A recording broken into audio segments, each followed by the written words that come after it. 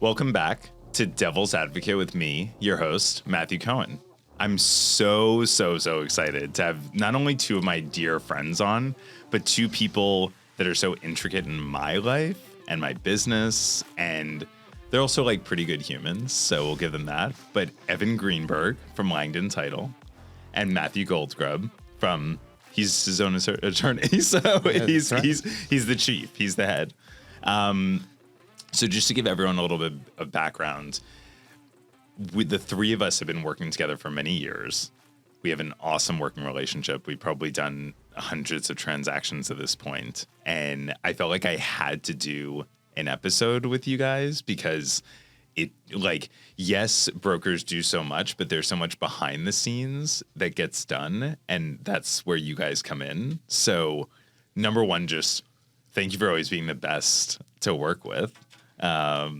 But so let's I'm going to dive right into it.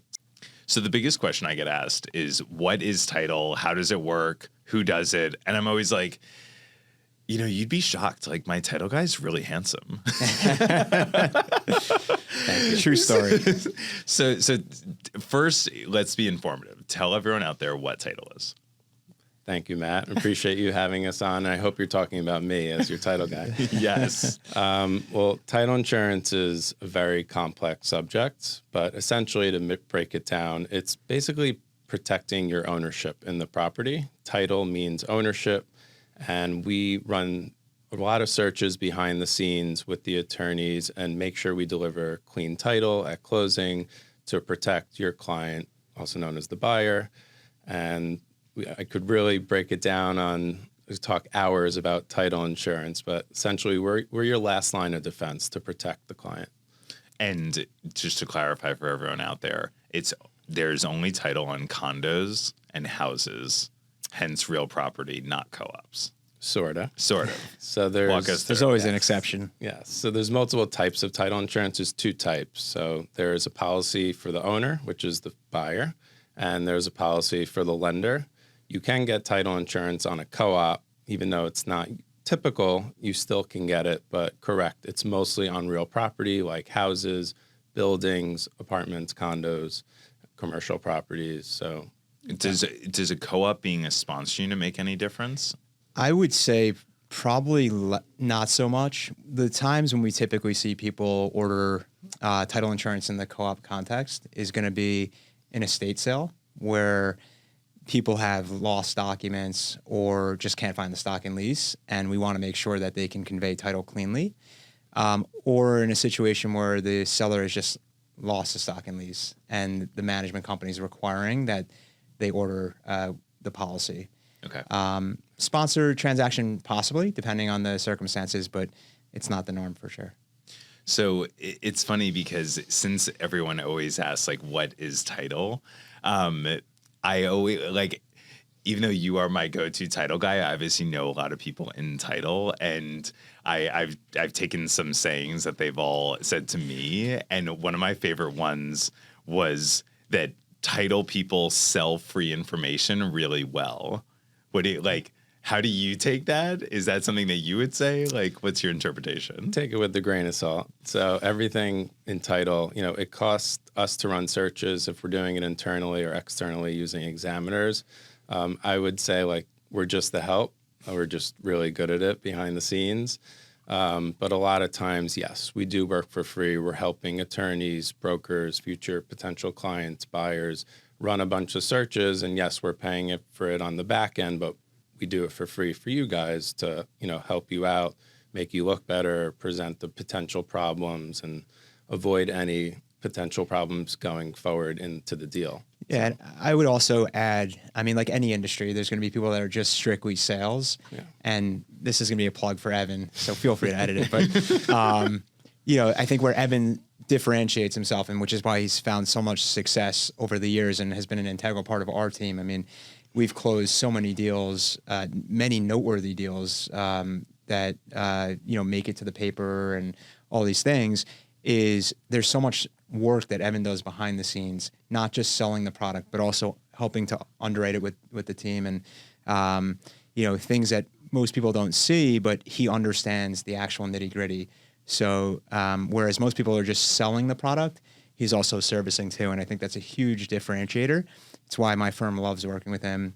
And it's why anytime we have a real property deal and title insurance is involved, I really feel like we have an A team, because your team plus my legal team plus Evan on the title side, there's very few things that should ever slip through a crack. I mean, it never will. I mean, what a cheerleader. Like, he should be in commercials for you. Yeah, should. But, No, but it's hard. Like, I feel like we all somehow are in, different parts of this industry where a lot of people like to come up to us for free advice, like free information, free advice. And it's funny, at least on my side, because especially when mentoring new agents, they'll be like, oh, I have a friend who called me for free advice. And I'm like, yeah, but that free advice could lead to something like a year or two later. But I guess in your eyes, like, free advice or free information, it's not as much for your benefit. It's actually for the benefit of the transaction, not running into issues later. Right. So you're just like a selfless person. Yeah. I'm just here to help. It's so selfless. So then on the flip side, what's always so fun about selling real estate in New York City is that in most parts of the country, I always describe this to people, brokers do so much of the contract, and brokers are way more heavily involved once the deal is set. Mm-hmm. And because I am so not buttoned up, I always tell people, I'm like, that's crazy. I'm like, these, half the brokers in the business in the nation, didn't even go to college, yet you're trusting them with a legal document. So I always say one of the best and most securing parts of buying real estate and selling real estate in New York is that we have an attorney. Yeah. And that's where right. you come in. That's absolutely right. Right? Yeah. I mean, I would say New York State, unlike other states, is an attorney state, as you mentioned. So once you've done the hard part of putting together the deal, you really pass the baton to my team, and, we'll work on the contract and the due diligence. And a lot of those pieces of the transaction just simply don't exist outside of New York City. And that's why I think, being able to execute a transaction in New York City is unlike anywhere else in the country. There's just so many moving parts. If you don't understand the process, it's very hard to wing it. And I think that's really what separates incredible agents like yourself with other people that just can't get deals done, is because you have to know the interplay between the various parties. And we help facilitate that for sure. It's always because I like how you said that, so many moving parts in a transaction in New York City, but that's also why, to your point, there are so many teams working on one thing. Mm-hmm.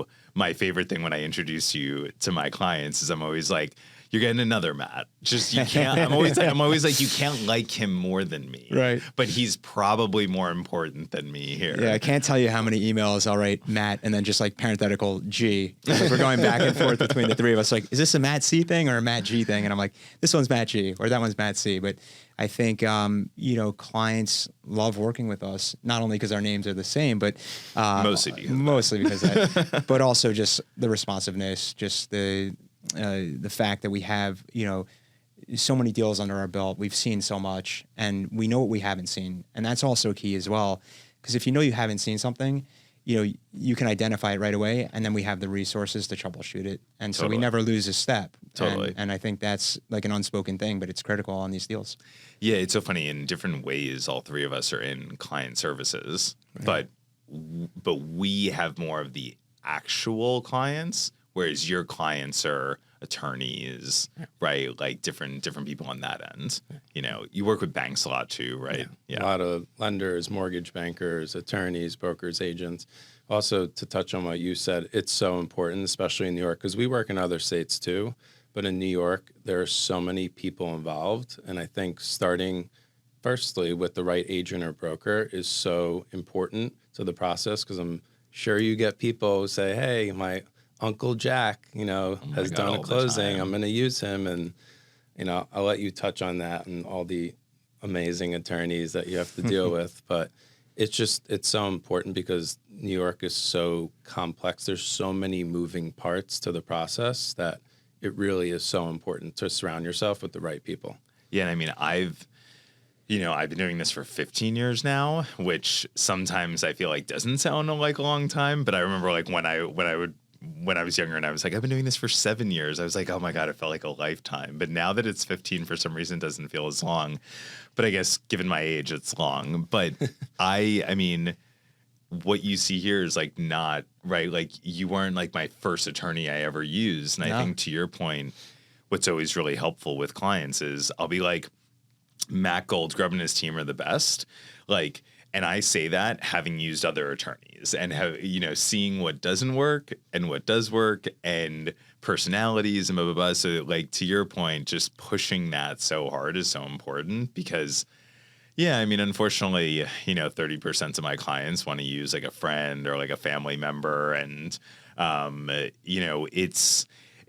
the second that happens, I'm like, this will be a little bit more of a difficult transaction. Right. Like I know right away, just communication wise. Yeah. And I would say also, the thing that, so in terms of years in the business, I always say like, you can't measure it in years. It's the transactions you've done plus the COVID, bonus, I would say, because there was some, a period of time during COVID and slightly after it where we were all sort of figuring this out again. Right. And then the market went haywire. So it was a crazy time, but you could be on a deal and it could take a year off. It feels like it takes a year off your life. So 15 years. Yeah. I mean, it's a short period of time, but it can feel long at the same time. But what the point I wanted to make was, having done so many deals with you and, feeling honored to each time that you're able to, you make the referral is we try and treat them like it's the first deal you're referring to us. And because that referral means so much, it's the same white glove approach. It's the same execution. It's the same level of communication and detail. So we have never taken that lightly. And, I think you can't rest on the laurels of the prior deals. Otherwise, totally, the market's going to move on without you. Yeah. And it shows, by the way, just so you know, like with all my clients. But can you believe I actually had a seller last week, funny that you mentioned that, asked me how many transactions I've done in my career. Because I guess it was like an Upper East Side building where she was talking to brokers who were like, I've been doing this for 30 years and I can like barely like see without glasses, like one of those. Right. And so when I said 15 years, she was like, the seller was like, oh, that's like really not a long time. How many transactions have you done? And I was like, just over 700 probably. I was like, I'll get you the exact number. And she's like, wow, I'm talking to people who've been doing it for 30 years who have done like 200, which is still a good number. But yeah, you're so right. So crazy. I want to go back to just you and your team working so tirelessly and like every client is the same. But we're going to get back to it after a break. Hi, I'm Evan Greenberg with Langdon Title. I specialize in title insurance across New York, helping real estate attorneys, agents, and brokers close with confidence. I solve problems fast and keep your deals moving. Contact me anytime. I'm Brian Scott Cohen, one of the top loan originators in the country, and the #1 mortgage originator at Guaranteed Rate Infinity. Guaranteed Rate Infinity arguably has the most advanced tech in the industry. Our completely digital loan process makes it easy and efficient for homeowners, from a 15-minute pre-approval to the digital application and through closing. My team and I would love to help you get into the home of your dreams. Welcome back. So back to working hard. One thing I truly admire about both of you is that you're super similar to me in the sense that like we all work so hard. And I think, and something I never take lightly is just how much effort we all put into our jobs. And it's something to be super proud of, but it can also drive you hella crazy. And I know it drives me crazy. And I always, again, like mentoring people and having my own team, I'm always like, client service is just always going to be that way. Like, especially in this business when it's something so personal. It's different in other sales jobs because they're doing sales for like software or technology or whatever, but we're, selling and dealing with something that's where people lay their head at night. Like that's not to be handled delicately. So, I mean, and I'm making this a theme on every episode I have. So like, how do you guys have balance? I mean, you just got back from St. Bart for the weekend. Yeah. I mean, I worked the whole time. And what did I say to you when you were going? I was like, ugh, I need something like that. Yeah. Should have seen and the I- pictures I got. Right. Him on the beach on his laptop. Look, From Jackie. From Jackie. Always. She had a great time.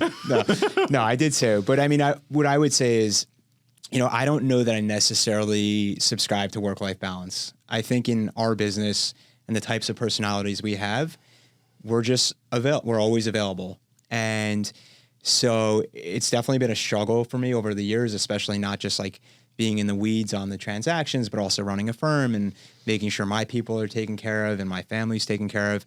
It's hard. I don't think that there's like a perfect, formula or balance. Certainly, like, you have to create your own boundaries. Otherwise, again, the type of people we are, there's enough work and correspondence. You could be glued to a computer 24/7, 365 and never come up for air.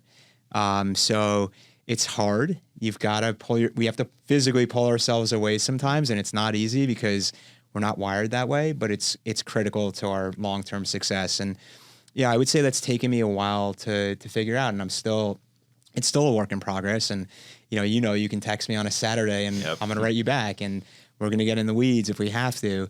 And somewhere internally, I'm annoyed that you're answering. I'm like, I'm like, why is it the middle of a Saturday and you're not with like one of your two kids? I have one kid hanging off this shoulder and the other one hanging off this one. Right, exactly. Yeah, but I would say, and we'd hope that you're further along than us because you're the eldest of the three. Yeah, I would hope so too. But I would add, you kind of figure it out, and what happens when you start working with people and building relationships like we have had the pleasure to do over the past number of years, is that the boundaries naturally form, right? Like, I would rarely reach out to you on Friday after hours if I had a question, because I know that you're probably ordering in Chinese food and hanging with family. Shabbat and shalom. It's your sacred time, and I respect that. And you would know if I did reach out that there was a real reason for it. And I think the same thing on the Saturdays and Sundays. You also kind of respect that as much as I do. So those sort of natural boundaries get created, but it's so hard. I wouldn't say there's any like silver bullet for work-life balance. I'm working on it. I think Jacqueline would be the first one to say, it's a work in progress, but that's the business we're in. I mean, you know what? You guys are ahead of me. I mean, Evan just got married, right? Yes. So a few months ago. You found some balance. Yes. I mean, but do you feel similarly? Like it is very hard. It is very hard. Like you said, it's a service business, so you have to, no matter what, you have to be available 24/7. And I've been doing this a little over a decade now, and a lot of people tell me, family, friends, you're working too hard, you're killing yourself, you're going to burn out. And I think as time goes on and as you grow, you take a step back and you really have to see. Someone once told me, I get an email and I'm like, ugh, you gotta. Is this going to bother me in 5 years, or just take care of it, move on, save it for later? Like, you have to be able to manage your time. And I give a lot of credit to Molly, my wife, because like she has taught me so much where you have to shut off at a certain point and you can't just be working to work. Like, you have to mentally, family, friends, you have to be there, and you can't be doing this 24/7. You have to be able to manage your time and know what to do and what not to do. And I think that has been a big stress reliever and helping me a lot. And that's great. Give a lot of credit there. That's great, because I see firsthand how much you're on top of things. So like, yeah, I'm glad she came into play. No, I mean, it's funny. Being at the age that I am now, I've had this twist of, I got into the business so young, and so I had mentors in the business. But now that I'm mentoring people, it's so funny to be flipped. Right. And one of the things that one of my mentors when I was younger said, which I actually always like kind of hated, but also there's so much validity to it, which is he would say, once you're a real estate broker for long enough, burnout is just kind of a constant. There's no avoiding it. There's no getting over it. It's just kind of like a constant. So I think it's how to your point, it's like how you deal with being at a certain place and having so much stress. I think I've always had a lot of issues having balance because in my 20s, especially being so young and not having any gray hair like I do now, is Looks good. Thanks. I would try to present people with an opportunity to work with me, even though they were deterred by my age. So I'd try, one big thing was always, you're going to get me all the time. Like, you need something, anything, small, big, like, I'm always there. I may be out at a bar at 11 o'clock at night on a Friday, but like, if you text me, I'm going to text you back. I'm going to like walk outside and text you back. So, providing that service at such a young age, and then, like having, almost to your point, like forcing yourself to have balance and boundaries is definitely hard, but it's so necessary. I mean, it's the saying that I think probably all of our parents taught us growing up, which is, if you don't take care of yourself, you can't take care of others. Right. So I definitely take a lot of pride in that recently. I mean, I had a brain injury like 6 years ago, solely because I was so overworked and like burnt out, and it's just kind of all like, it's mental that turns into physical, right? Yeah, so, unfortunately, like events like that teach you a lesson, but I'm so proud of you guys for doing what I haven't done, which is, having enough balance to put yourself out there, find your wives. Like, you have 2 children, which obviously like similarly forces you to have balance. For sure. Right? For sure. But I would also add and give you credit. I mean, you've built out an amazing team. And what I find is there's people that get to that point in their career and they just keep following that same path. And what I think is admirable, and I feel like I did a similar thing, was I got to that point and I said, if a client wants 100% of me, I need to have support. Mm-hmm. Because by having support and being able to delegate to people that I trust with my own life or my own deal is going to make me that much better of a resource for the client in the long run. And so like the people you've brought on board over the years, they're exceptional people. I know that you could like close your eyes or like go on a flight and not have internet service and know that the ship's still moving in the right direction and you don't have to worry. And that's a hard place to get to.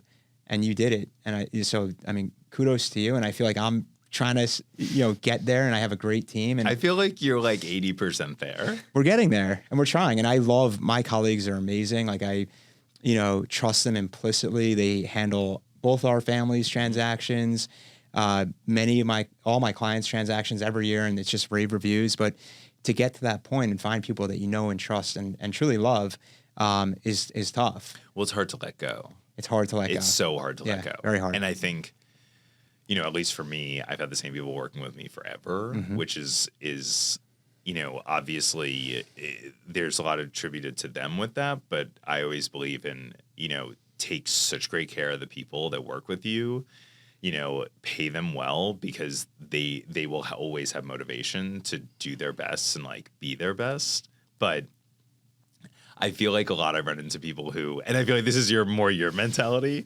I run into people a lot who are like I always have to do everything. Like no one can do it as well as I can. And I'm like, I don't want to have to say that. Like I don't want to face that, but I feel like that's more you in the sense of, I feel like you're very much like a one-man ship a little bit.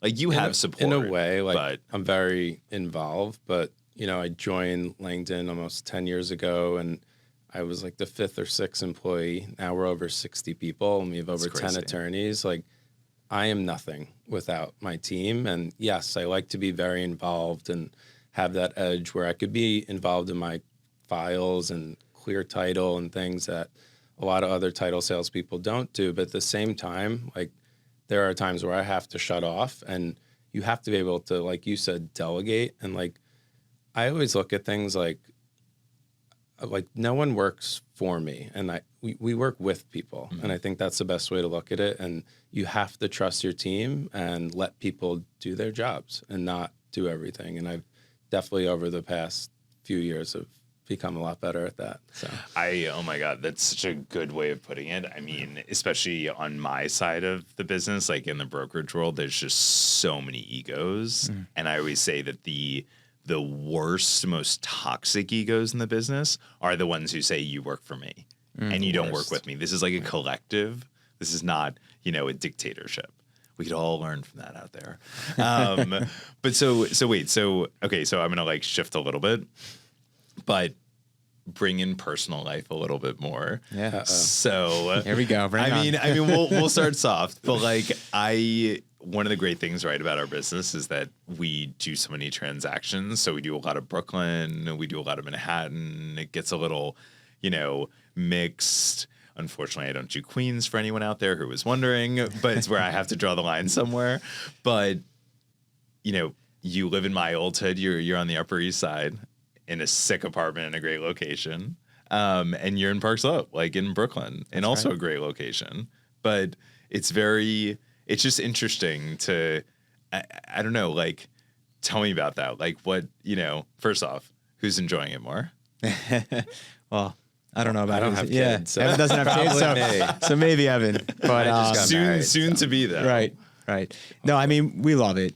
Brooklyn is this. My wife and I. Let me take a step back. We both grew up in the suburbs, so we had a traditional like suburban upbringing.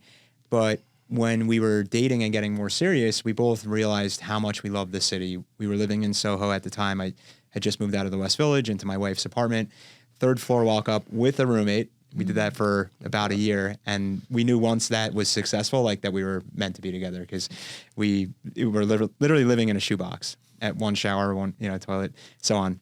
And I was at a closing, and the bank attorney, him and his husband were renovating a farm upstate, and he was like, "I'm about to list my apartment this weekend, but before I do, would you want to come see it?" And I said, "Absolutely. Where do you live?" Like assuming like somewhere downtown. He's like, "Park Slope," and I was like, all I know about Park Slope is like strollers and families, and I'm getting married in August. We don't have kids. We've been to Williamsburg, and I don't know where Park Slope is relative to Williamsburg, but I'll come check it out. And we walked there, and it was just an amazing apartment, like a loft with a backyard and so on. And we sort of fell into it. We bought it, we renovated it, and we've grown our family there. We have 2 kids, my daughter Layla, who's 9, and my son Hunter, who's 6. And we love it. I mean, I think there's a reason why it's like touted as such a family-friendly neighborhood. There's great schools, there's great parks, and so on. So we love it. And I love coming into the city every day. I still call Manhattan the city. I love coming into the city every day for work. We're right in, off 5th Avenue on 37th Street. And there's definitely that energy when you get out of the subway. There's nothing like it.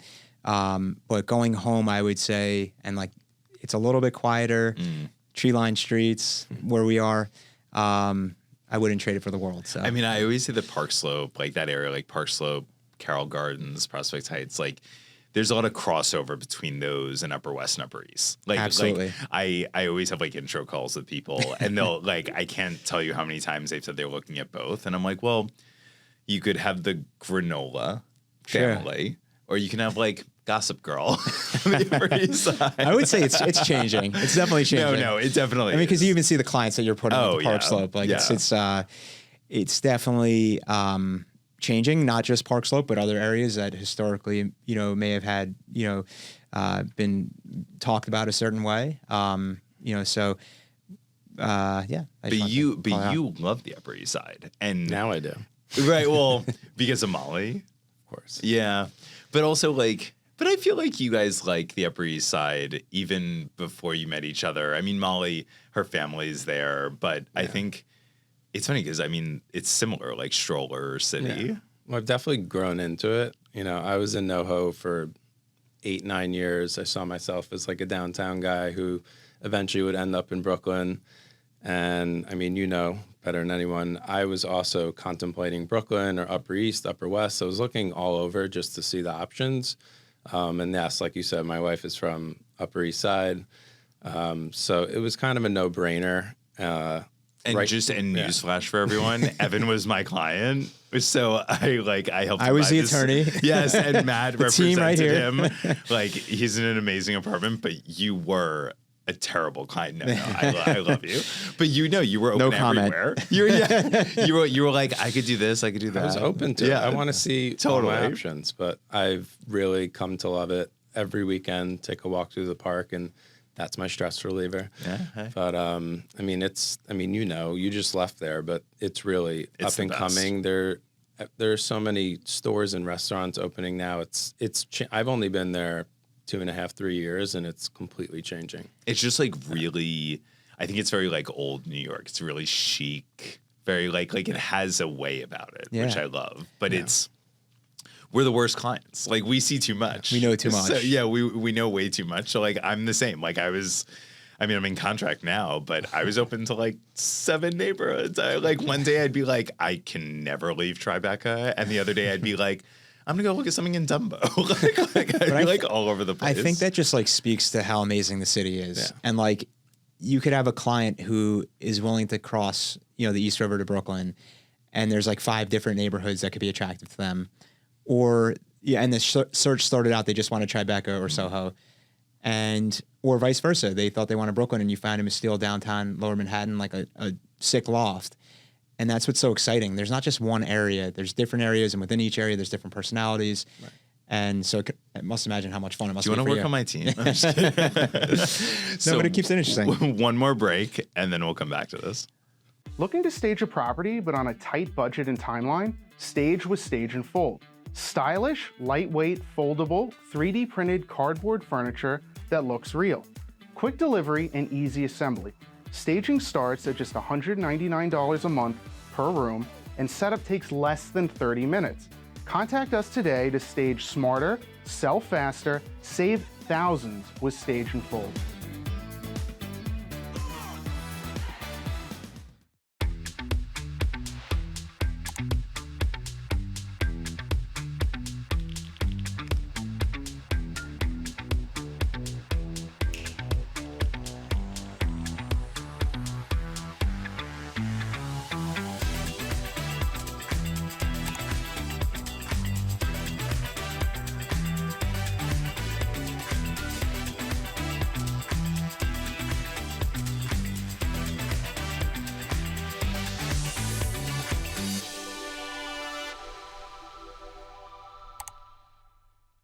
Welcome back.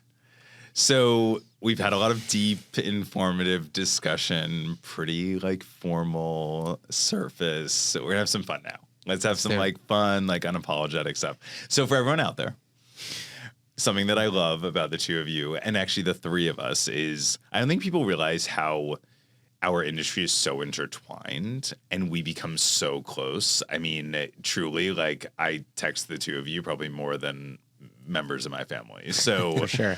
But like it's so wild. So you're married to Evan's sister. That is a true fact. That is a true statement. I mean, talk about intertwined. Unfortunately. No. Yeah, so exactly. Interestingly enough, I started in the business in 2010, and I was at smaller firms, larger firms, and I think Evan entered the business in 2014, but it really wasn't until I started my firm in 2019 that we really laid the framework for really working together and figuring out like how we could use our complementary skills to really build like a best-in-class firm and then title service platform that we both run independently, but work together. But it's funny, we'll go to closings and like Evan will look at me and he'll be like, "Should I tell them?" or should I? And then I'll be like, you know what? Nah, they don't need to know. Or if we're cool with them and whatever, I'll be like, yeah, why not? Like, we're all just like shooting the shit anyways. And I think the reactions are usually like, that's always awesome. helps. I think it always helps. Yeah. Like ease the mood. When you get Totally, to lightness, when you get to closing, like it's all about making them comfortable. Yeah. You make sure everything's right, and you want to make sure they're comfortable because it's the biggest transaction of their life. I mean, I love when I see family gatherings that you guys have on social media, and I'm like, wait, they're both there. It's so weird. I know those guys. Yeah. But brother-in-laws is one thing. I always tell people, I'm like, especially going on dates, I'll be like, isn't it crazy that there are couples in the real estate brokerage business who are like partners? I'm just like, I would do that all of one day, and then I would kill them. Yeah. Like it would be donezo, never again. For sure. I definitely need that separation of church and state. Oh my God, yeah. Majorly. Yeah.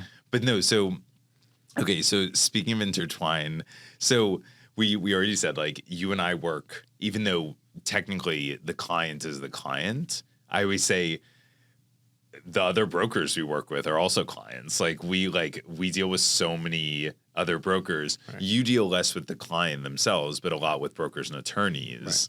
So, I mean, in experience, is the broker crazier or is the client crazier?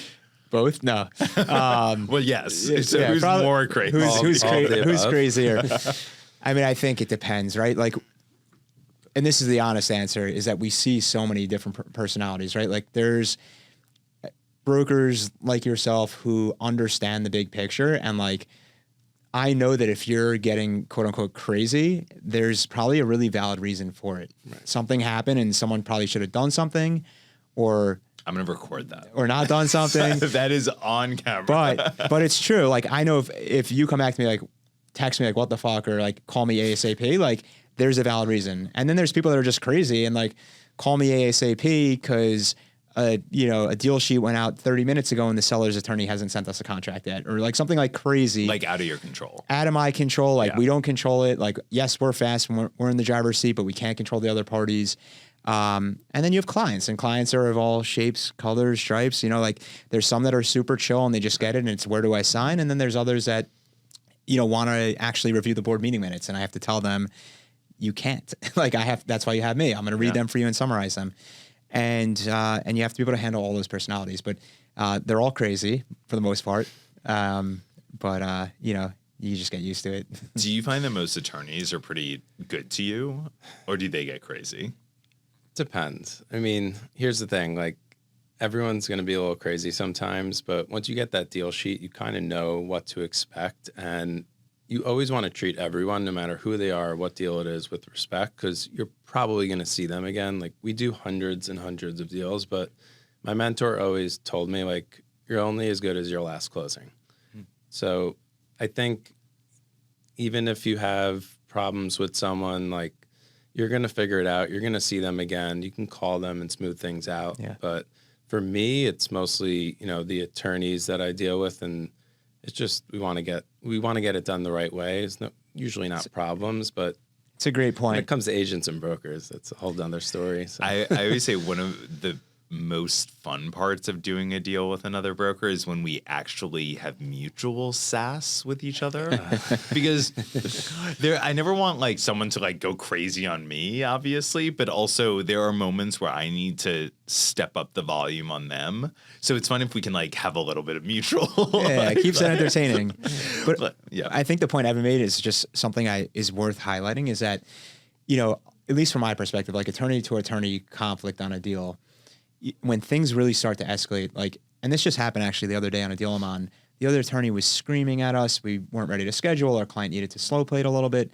They started making demands that weren't supported by the contract and really going after us. And I had to say, like, hey, so-and-so, like, let's pump the brakes. Like, you're in this position on this deal right now. I'm going to be on the next one, and I'm going to see you another 12 times every year going forward for the next who knows how many years. Exactly. Like, let's put our heads together and stop being adversarial and realize that we all have the same goals. We want to close this deal. We want our clients to be happy, and we want to move on to the next one. Yeah, and if you have bad blood with someone of that nature, it only hurts your client. Yeah. Down the road, right? Absolutely. So like whoever that client may be down the road. No question. But, okay, rapid fire. Let's do it. And then don't worry, I'll let you out of here. If you have all the money in the world, Manhattan or Brooklyn? Brooklyn. Does it have to be Manhattan or Brooklyn? Yeah. What is the other one? Rye? Is the other one Westchester? No, not New York.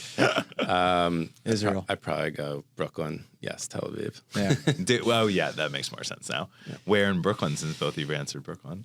I would probably say all the money in the world. A 25-footer in Cobble Hill. Townhouse, for those that aren't familiar with the footage reference. But yeah, a super wide townhouse with many floors and elevator and plenty of space to spread out. All right. I would take a townhouse on Pineapple Street in Brooklyn. Ooh, very nice. Yeah, no, one of iconic. the few streets. I was going to say the same exact thing as him, Brooklyn Heights. So. Yeah. That also, like, this matches who you guys are. So I get it. It's funny. So we're just gonna do like real estate questions. Okay. So central air or window air conditioners? Is that a question? It's like Is that it's a like real question? it's like, are air conditioners a deal breaker for you? Window ACs? I've never had to make the decision, but I think it would depend on the overall package, but it's possible that it could be. Well, my window ACs are a very sensitive subject, so definitely central air. I mean, you answered Brooklyn, but if it was Manhattan, uptown or downtown? Downtown all day for me, no question. I'm going to go with that townhouse, Upper East Side. Oh, okay. East side, west side. West Side. Oh, Yeah. okay.